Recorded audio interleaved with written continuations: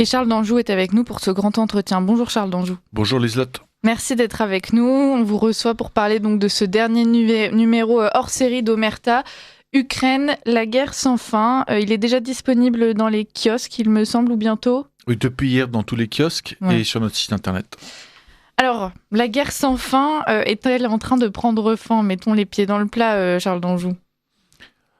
Nous, on vient de rentrer de 3 semaines dans l'est de l'Ukraine, côté russe, à Bakhmout et Tchassivyar, qui sont les 2 points qui, en ce moment, concentrent, je dirais, l'essentiel des combats. Et ce qu'on a pu observer, c'est que les combats n'avaient pas baissé d'intensité.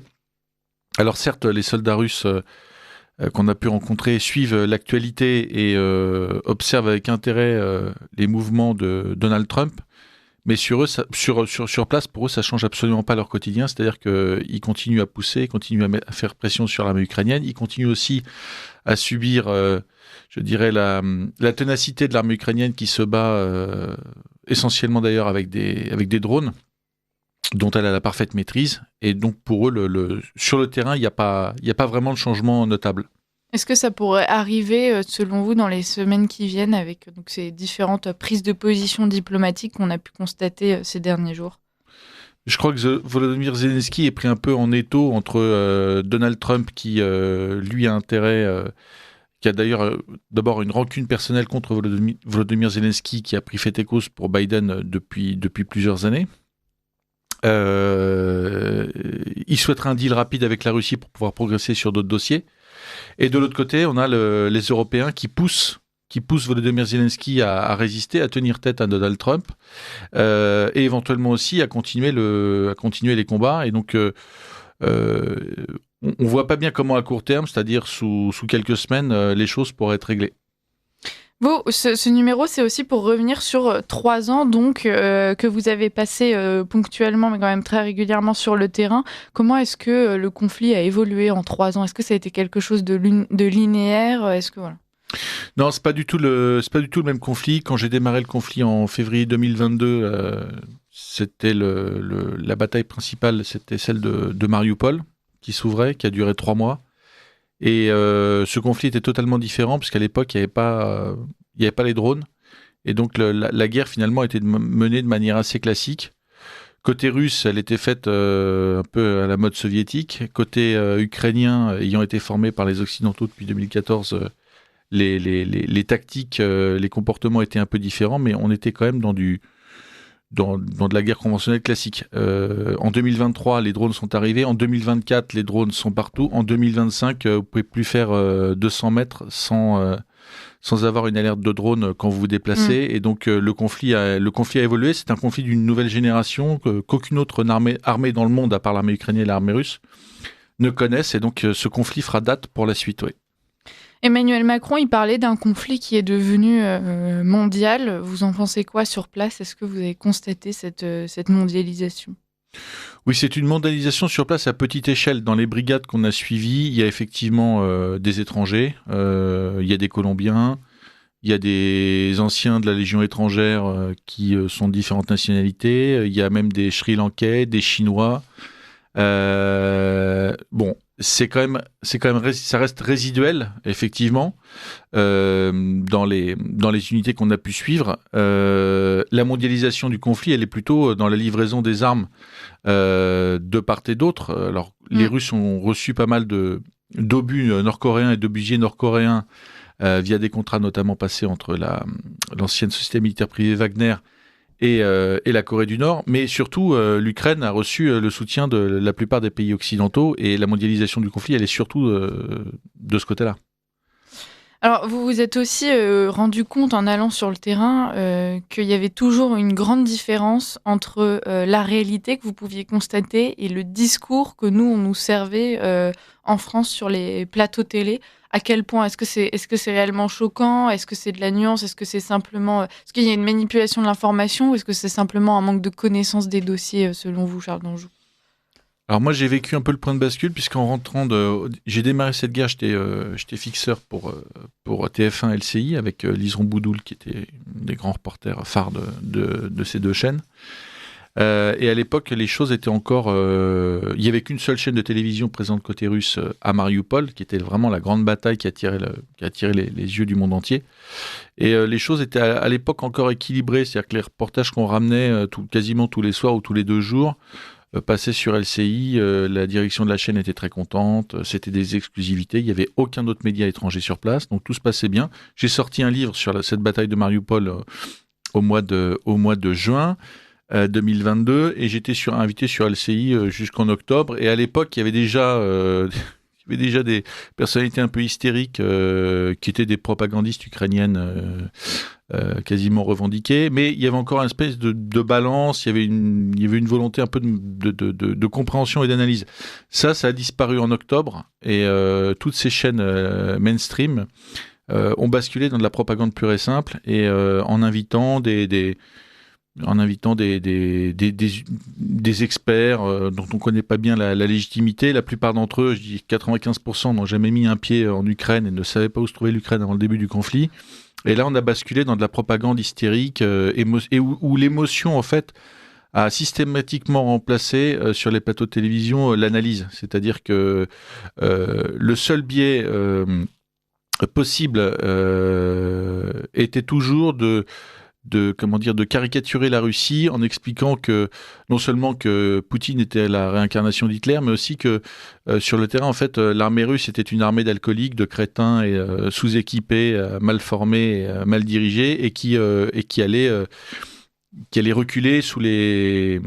Notamment, on pense à la fameuse contre-offensive ukrainienne de l'été 2023, qui allait reculer, tout ça allait permettre à l'Ukraine de reprendre tous les territoires perdus, y compris donc le Donbass depuis 2014. Est-ce que vous avez peur que ce conflit dégénère en conflit nucléaire? Parce que c'est quand même un sujet qui est revenu régulièrement. On nous disait Poutine est prêt à utiliser l'arme nucléaire. Macron lui-même rappelle que la France là pourrait s'en servir ou la partager. Enfin, on sait pas trop. Mais est-ce que cette menace nucléaire, elle a pesé sur le conflit?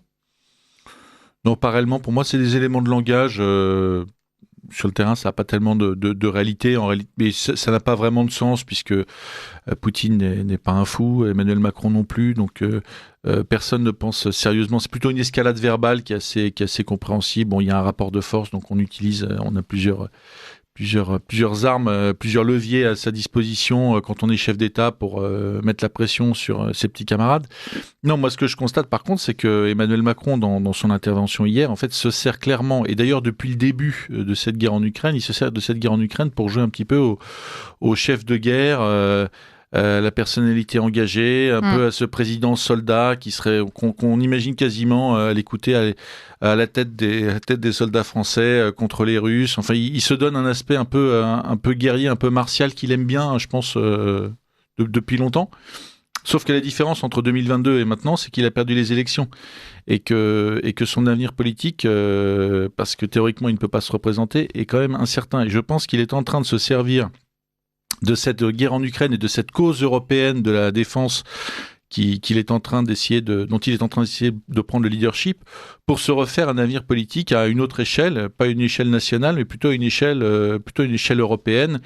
Et on voit bien face à lui, il a des personnalités qui sont peut-être un petit peu moins charismatiques parce qu'il a des défauts, mais on voit qu'il imprime quand même auprès d'une partie de la population et de dirigeants européens notamment, il imprime quelque chose par sa jeunesse, son dynamisme, etc.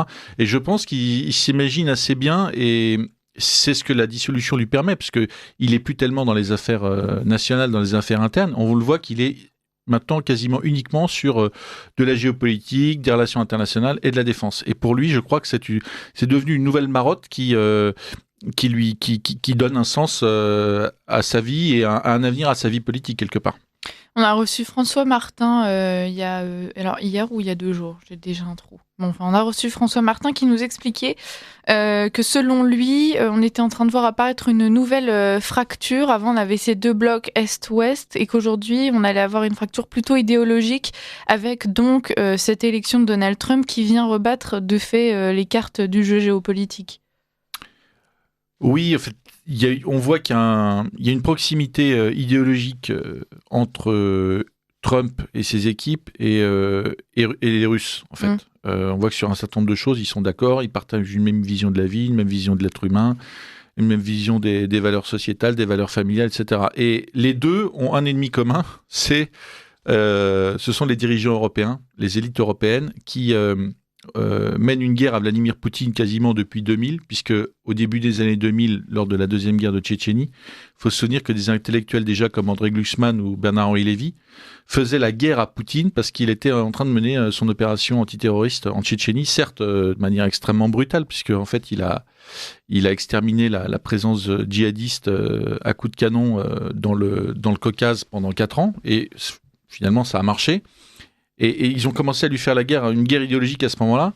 Et le prolongement de cette guerre, c'est je dirais, ce qu'on observe depuis 2022. Et puis, problème pour eux, Trump, qui était censé être mort et enterré, est revenu. Et donc, on voit qu'aujourd'hui, et Poutine et Trump ont conscience d'avoir en face d'eux eh bien le même bloc européen qui leur mène une guerre idéologique à mort, quasiment, on peut dire.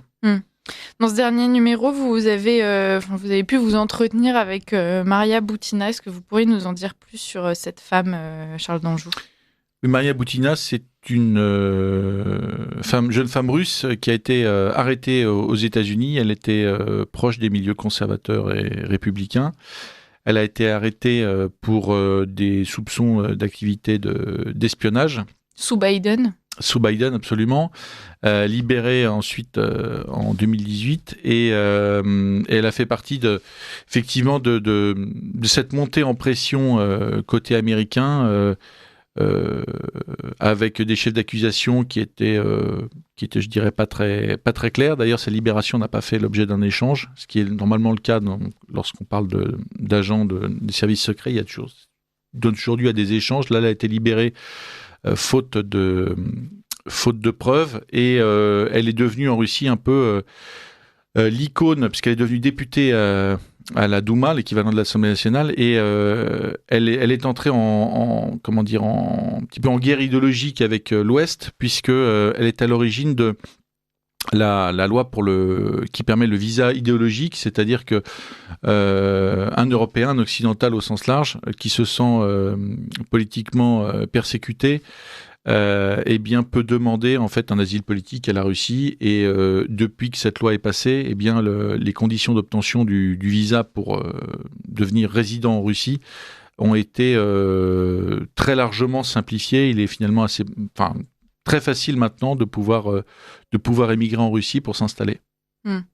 Qu'est-ce que ça a révélé de la position de la France ? Vous nous avez parlé d'Emmanuel Macron, qui effectivement maintenant se positionne plutôt sur la politique européenne, parce que c'est bientôt la fin de son jeu en France. En tout cas, c'est comme ça que ça se dessine. D'ailleurs, quand il dit nos frontières, c'est assez intéressant. Il parle tout le temps des frontières européennes, jamais celles de la France. Donc voilà, au-delà d'Emmanuel Macron, qu'est-ce que ça a révélé de nos faiblesses en termes d'influence politique, en termes peut-être même juste de préparation, de moyens en France ?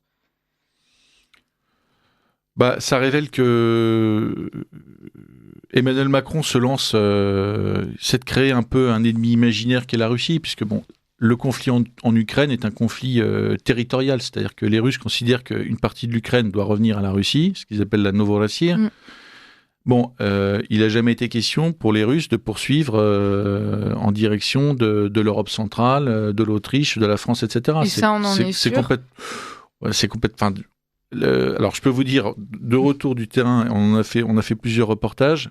À la vitesse à laquelle les Russes progressent, et c'est tout à fait normal, parce qu'en fait, des deux côtés, maintenant, c'est une bataille de drones avec économie des moyens matériels et humains pour éviter d'avoir un maximum de pertes. Enfin, pour avoir un minimum de pertes, on utilise quasiment maintenant uniquement les drones. Il est totalement déraisonnable de penser que Vladimir Poutine puisse lancer ses chars vers l'Europe. C'est complètement hallucinant. Les Russes, quand ils progressent, les jours où ils progressent bien, progressent de quelques kilomètres carrés. Voilà. Donc, penser qu'ils puissent envahir l'Europe, c'est totalement déraisonnable. Mais je pense que d'ailleurs que Emmanuel Macron et les dirigeants européens le savent très bien. Pour eux, il s'agit de pouvoir faire bloc et de mobiliser les opinions publiques autour du combat contre la Russie, et maintenant du combat économique contre Donald Trump. Et pour ça, ils ont besoin de faire peur. Donc on invente un ennemi, on grossit, on réduit les deux dirigeants américains et russes à Adolf Hitler quasiment, Et on fait peur en expliquant qu'il y a une menace aux portes de l'Europe. Et il est évident, pour répondre à votre question, il est évident que les Français n'ont pas les moyens déjà on s'y prend trop tard, parce que pour remonter l'armée française à un niveau correct, indépendamment de la qualité de ces hommes qui est réelle, c'est relancer des chaînes de production, relancer une industrie d'armement, et ça prend au minimum 3, 4 ou 5 ans. Ouais. Le général Faugère nous disait même qu'en temps normal, c'est censé prendre environ 10 ans, parce qu'il faut aussi former les hommes pour commander les nouvelles unités, etc. Il nous reste 2 minutes, Charles d'Anjou. Est-ce que les accords qui sont en train de se dessiner pour résoudre donc ce conflit ukrainien, vous pensez que ça permettra d'installer une paix pérenne, ou est-ce que ça va être du bricolage et que tout ça reviendra sur la table à un moment ou un autre ? Alors, à mon sens, soit c'est des accords de paix, c'est-à-dire que les deux parties s'entendent quasiment parfaitement, et il y a des garanties de sécurité, et je pense que la question est réglée. Soit, mais c'est plus vraisemblable, il y aura un cessez-le-feu, et le problème, c'est que côté européen, côté ukrainien, ils savent très bien que Donald Trump est là pour 4 ans. Donc, à mon avis, ce qui est plus probable, c'est qu'il y ait un cessez-le-feu, une mauvaise paix, et qu'avec un risque de retour de la guerre dans 4 ans, puisque finalement, si les Russes ne peuvent pas aller au bout et que les Ukrainiens souhaitent reprendre les territoires perdus, eh bien, on va assister en fait à un gel de 3-4 ans. Mais il est tout à fait possible, parce que les Ukrainiens et les Russes sont comme ça, ils sont jusqu'au boutistes, et finalement, en ce moment, c'est un peu une lutte à mort de deux peuples très déterminés. Ils peuvent tout à fait reprendre les hostilités dans quelques années. L'élection de Donald Trump, on en a rapidement parlé, mais ça a quand même changé le jeu de cette guerre. Donald Trump qui s'affichait en expliquant qu'il voulait mettre fin au conflit. Aujourd'hui, on constate cette volonté de mettre fin à la guerre, mais avec une politique qui est quand même très, très écrasante. Est-ce que ça risque pas de froisser justement les pays concernés ? Est-ce que vraiment ça va permettre d'atteindre cette paix ? Techniquement, il peut l'atteindre, puisque si les États-Unis arrêtent le soutien militaire en fournissant des obus, des chars, des munitions à l'Ukraine, et que, comme ils l'ont annoncé hier, ils arrêtent de fournir le renseignement satellitaire qui est essentiel pour l'armée ukrainienne, parce que sans drone et sans renseignement satellitaire, mais sans renseignement satellitaire, les drones ne peuvent pas fonctionner. Donc, si les Américains coupent vraiment ça, là, l'armée ukrainienne est vraiment à la peine. Et en ce moment, l'hystérie en Europe, c'est de pouvoir tenter de remplacer le soutien américain. Donc, on a vu hier que Eutelsat, la société européenne qui est un peu l'équivalent, enfin qui propose les services équivalents à Starlink d'Elon Musk, c'est-à-dire des relais Internet via des satellites, qui permettent à l'armée ukrainienne, et d'ailleurs à l'armée russe, parce que l'armée russe utilise aussi Starlink, d'avoir de l'Internet partout, y compris dans des zones très reculées. Eh bien, ça, c'est essentiel. Et si les Européens ne peuvent pas remplacer l'aide américaine, là, Zelensky n'aura pas le choix que d'arrêter au moins temporairement les hostilités.